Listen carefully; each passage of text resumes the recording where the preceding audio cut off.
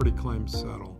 And this is important to know because there's a lot of things you can do with settlement. You still have to be proactive, but you don't have to get yourself most likely into litigation. And the story I tell is, we've done a lot of property claims, some of which have gone to litigation, most of which don't. And the reason they don't is because there's a way to structure these claims to get them settled. And the way to structure those claims is to be very proactive, to, like I said in a prior video, to put things in the right buckets, to give the insurance company what they need, but tailored in a way that helps you.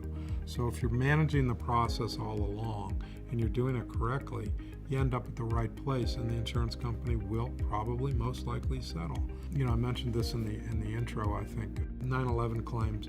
We had a whole series of 9/11 claims that we handled, and all of the claims that we handled after the tragedy in New York, we settled those claims. The insurance carriers paid pretty decent money. Some of them had to go to formal mediation. I think one had to go to arbitration, but they were all great results.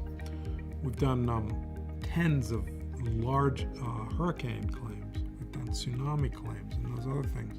I guess I'd say about 8 out of 10 settle on their own if you do things correctly to bring it down that path. The ones that don't settle, there's strategic reasons to sue to create value, and those will be subjects of other blog posts. But keep in mind, most property claims settle, and there's a way to bring them towards settlement. You don't likely have to litigate for 10 years.